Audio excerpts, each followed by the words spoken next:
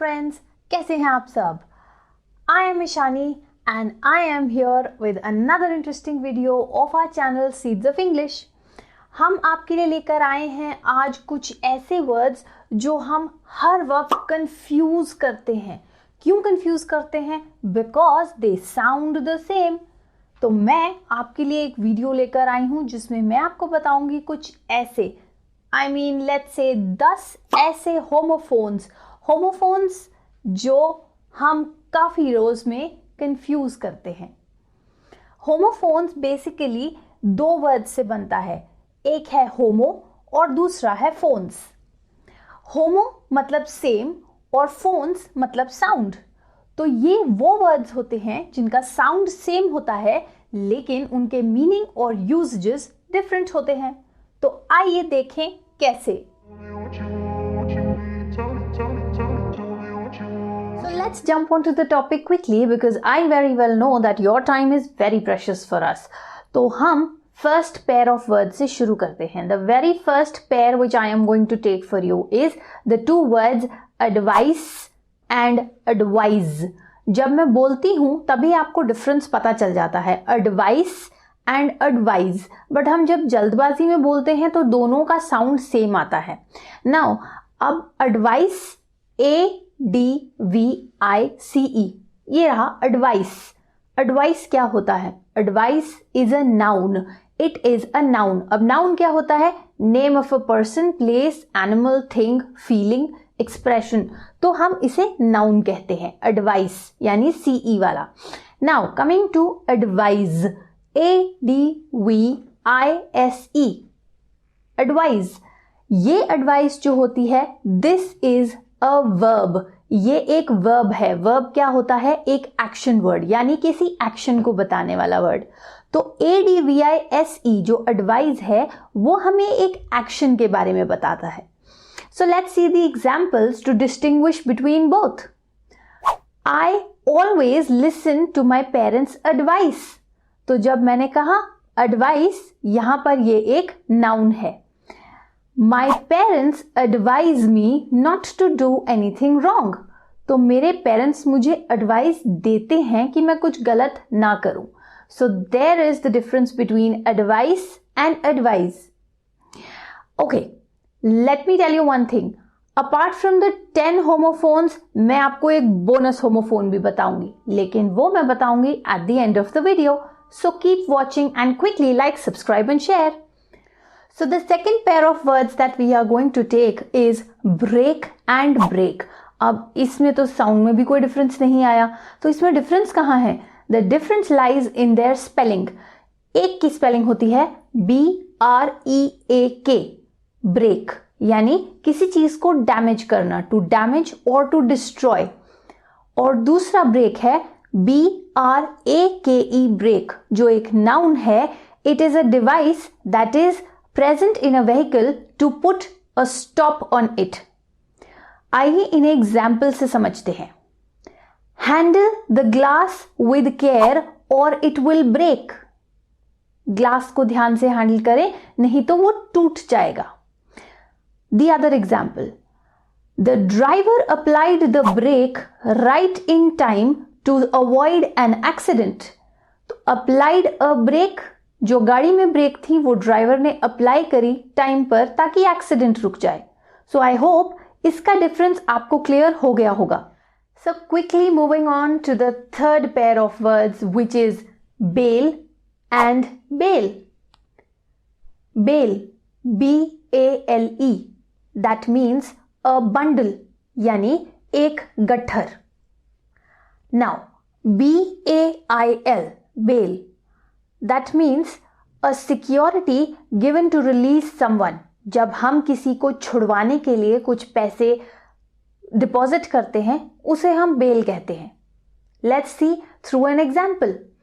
The woodcutter carried a bale of wood to light a fire.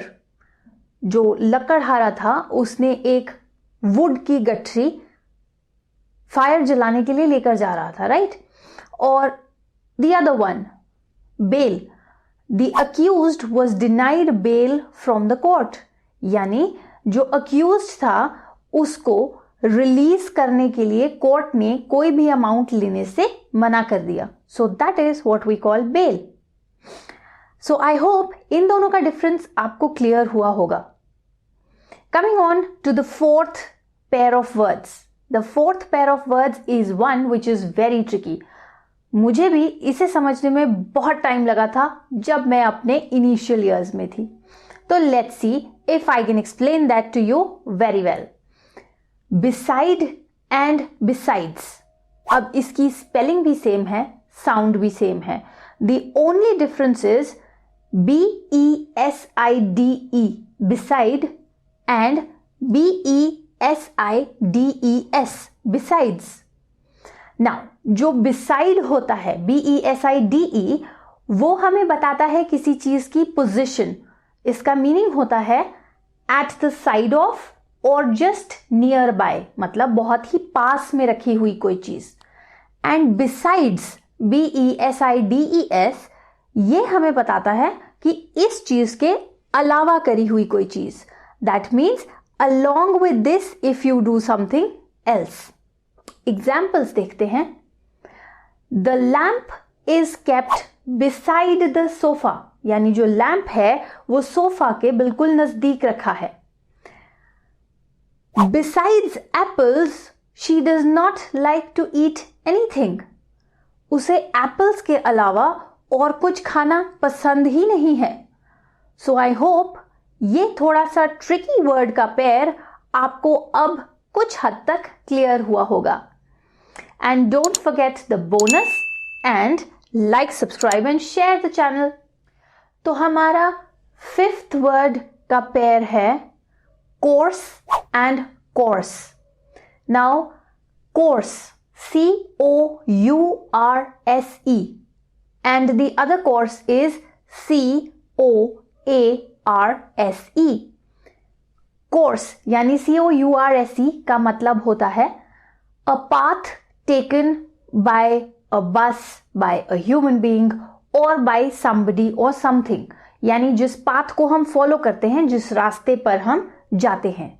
दूसरा meaning होता है अ programme जिसमें हम स्टडी करते हैं, प्रोग्राम ऑफ स्टडी. जैसे कि मैंने ये कोर्स लिया, मैंने ये कोर्स कर लिया, मैंने वो कोर्स कर लिया, that veg.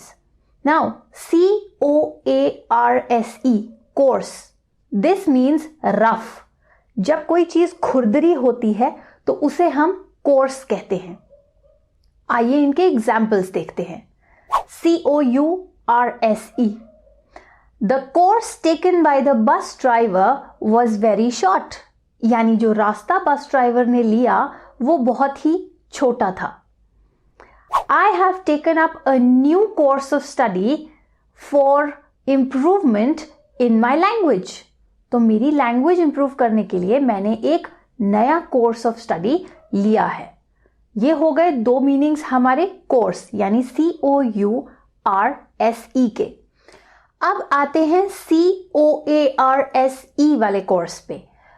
The table that he made had a coarse top.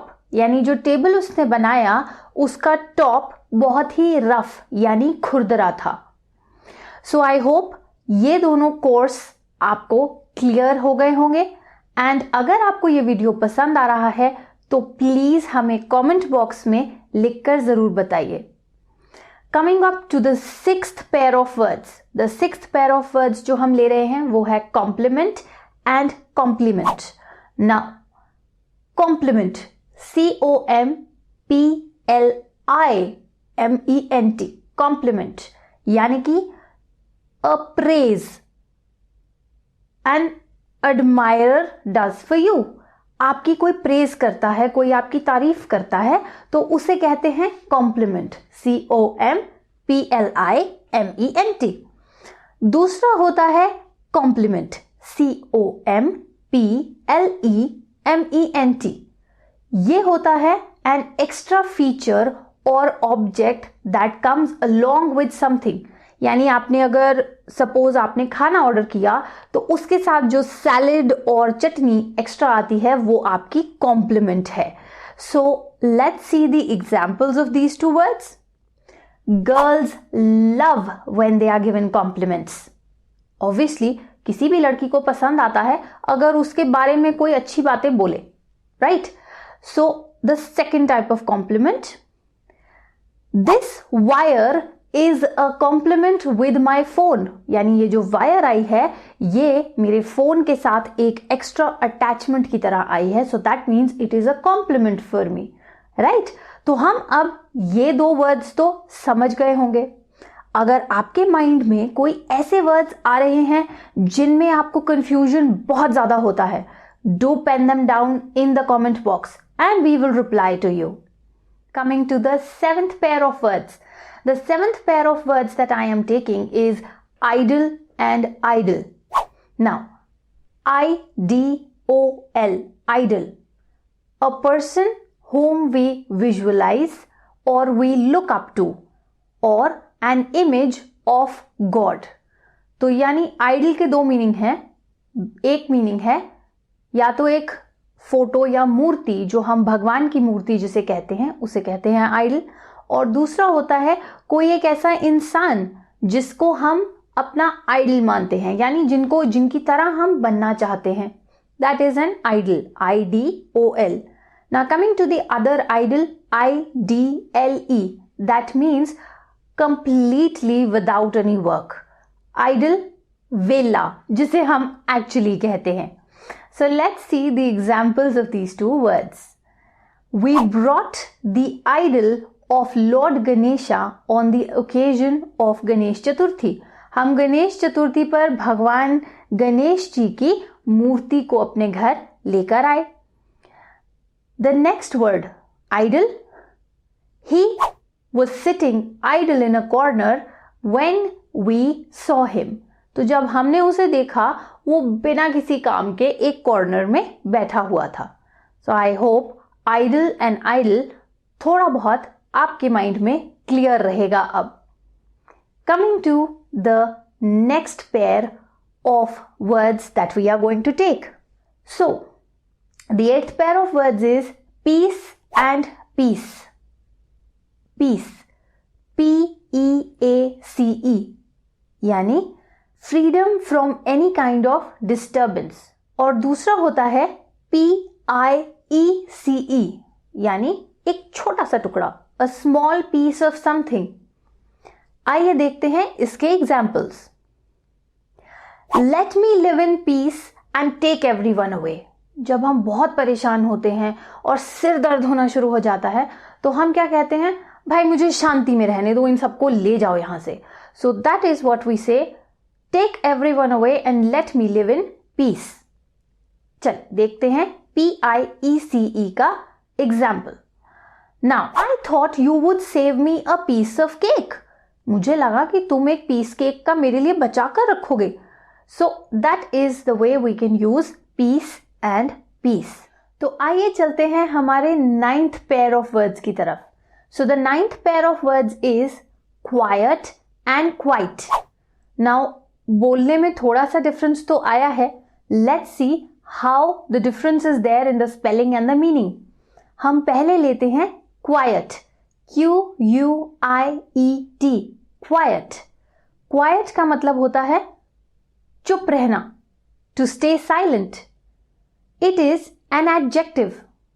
Adjective है जो किसी इंसान को डिस्क्राइब करता है या किसी चीज को डिस्क्राइब करता है।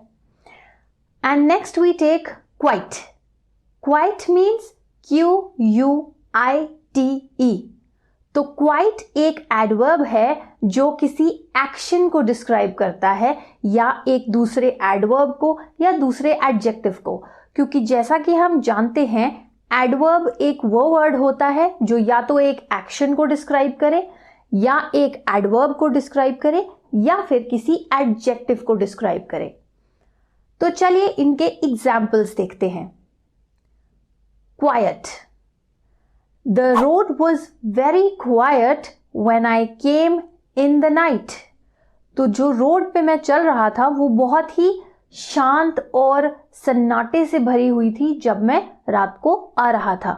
सो that is describing the road, यानी चीज को डिस्क्राइब करना, एडजेक्टिव।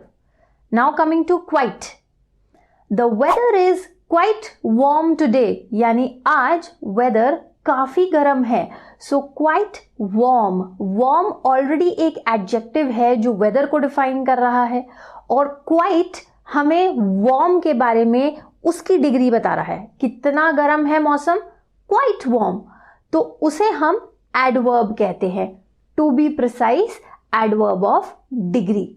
तो आई होप आपको इन दोनों में डिफरेंस क्लियर हो गया होगा। Coming to the 10th pair of words, हमारा 10th पेयर ऑफ वर्ड्स है स्टेयर एंड स्टेयर।